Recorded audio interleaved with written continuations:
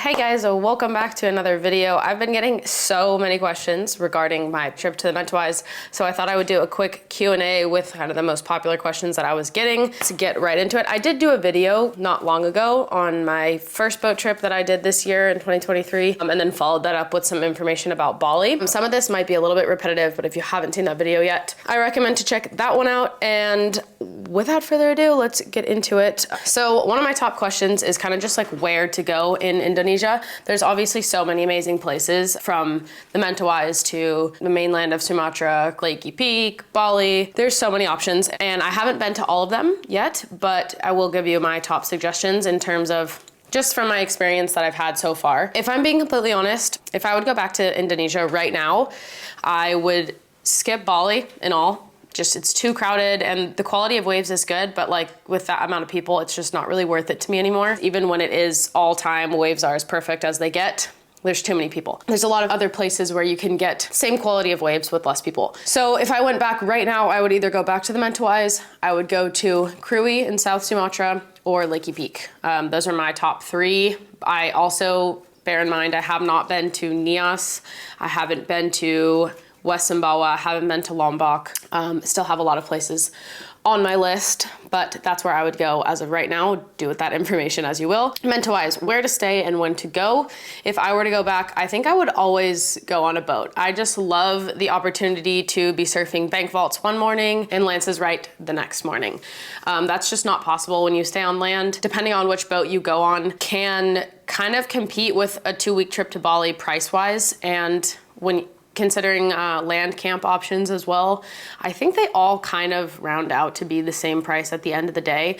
I am doing a full comparison and review video on every boat that I've stayed on my business accounts channel, which I will tag below, so you can really get the price breakdown and detailed breakdown on each boat that I've been on. I think you can't really beat a boat trip. There's something super special about it that every time I go back, that should say enough. I just keep going back, and every time I go back, I have an amazing, incredible experience, no matter how many times you do it. So yeah, I would stay on a boat, but if you get seasick, definitely would recommend a land camp, just because that's just horrible. 12 days of being sick. There's a couple people on some of my boat trips that were sick the whole time, and I really felt for them. So that is definitely not fun. If you do want to stay on land, depends on the time of year, but I would recommend the playgrounds area, which is like up north. There's just a lot more land camps and a lot more waves. You have more variety, but the land camps down south, macaronis, HTs, if there's a good swell and you specifically want to surf those waves, then one of the camps down south would be a good option as well. Like, you won't make the wrong choice when choosing a land camp. Just kind of comes down to which waves you want to surf. So that brings me to the when portion of things. The more I've gone to the Mentawai in the last 2 years, the more I've realized that there's actually just a lot of learners and very intermediate to beginner level surfers, and they all go early season and late season because they don't want the waves to be too big. So the Ments is actually really crowded, like March to May, April even, and then May, June, July, August is when the season is in full swing, and there's typically the biggest swells in the Indian Ocean. So a lot of people actually have been avoiding the Ments, except the like really advanced surfers, obviously. The last boat I was on, we were looking at booking one for next year, and all his open dates were like June and July. So that just goes to show that a lot of people actually are avoiding the Ments at this time of year. So if you're an advanced surfer, I would highly recommend mid-season, just because you're guaranteed swell, you're guaranteed to have something to surf. I've gone on a lot of boat trips early and late season, and I have got skunked sometimes, but there's always something to surf. So, and it's just an amazing experience. So I'm a pretty positive, optimistic person in that situation. A lot of people would not be very chill with that. So if you want to guarantee some swell, I would recommend full-time season. If you do want to go to Bali, a lot of people like to go to Bali before a boat trip just to get acclimated to the time zone, the water temperatures, depending on how far you're traveling from. If I don't really feel like I'm in the place to tell you when to go to Bali, just because I spent all of COVID there, so that was obviously like a very particular time with less people. And then the second time that I just was there, I think it was all of March and half of April.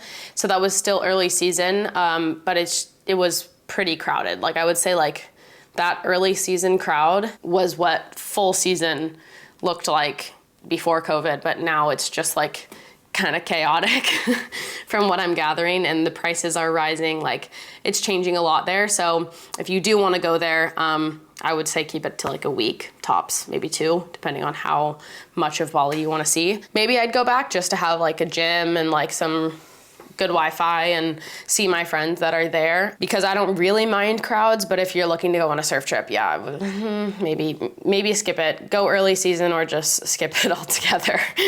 Lakey Peak, Sumatra. Where else have I heard good things about? I've heard good things about Lombok, and there's got to be more. My heart is in the Mentawais, if you haven't been able to tell. Other questions I got, one question was, do I need a vaccine to enter Indonesia? Is a good question, but it really varies. Like, I left from Portugal, and I think when I left Portugal, they asked for my vaccine certificate, but nobody asked for it when I landed in Indonesia and once I got there. And then my friends who met me over there flew from California, and they didn't even have to show theirs once. So I think it just kind of depends like where you're traveling from. Another common question I got was actually like, how do you schedule a boat trip? How do you book your spot on a boat trip? Every year I've gone back, there's more boats. Like this past boat trip I had, I think I saw like 5 boats that I've never seen before. They've probably been around for a long time, but like I didn't know of them. In order to book your spot on a boat trip, it can be as easy as sending a DM on Instagram. My last boat trip was funny because there was a group of guys, and like we all paid for the boat via Venmo. If you're American, you know what Venmo is. And during the boat trip, like one of these days we had like an amazing session, and one of the guy goes, man, I'm gonna start Venmoing strangers more often. So sometimes it's just as easy as a Venmo, sometimes it's a wire transfer. You can easily send a DM, or sometimes you can book online. You can send inquiries through the website. But yeah, it's pretty simple. Just ask, just DM, depending on which boat you want to go on. I do have a few potential trips in the books that I would be hosting on a boat.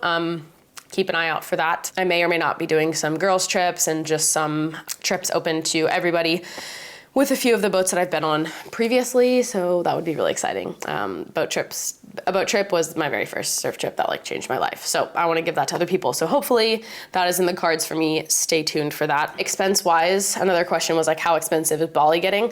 I did give some price comparisons in my last video. It's getting very expensive. Like, I think I paid more for rent in Bali than I do in Portugal. Price-wise, things are going up. It's not really becoming like that cheap surf trip that everybody can count on. Certain parts of Indonesia that you still can do that, but specifically Bali, a 2-week trip in Bali is basically competing with a 2-week boat trip in the Mentawais now, price-wise. Something to keep in mind. Okay, those are kind of the most common questions that came through. If you have any more, drop them in the comments. And if you have more questions about the boats, head over to my business channel and watch my review on my boat trips. I break every boat down that I have good memory of still, and the details about it, pricing, everything like that. All right, guys, thanks for watching, and I'll see you next time.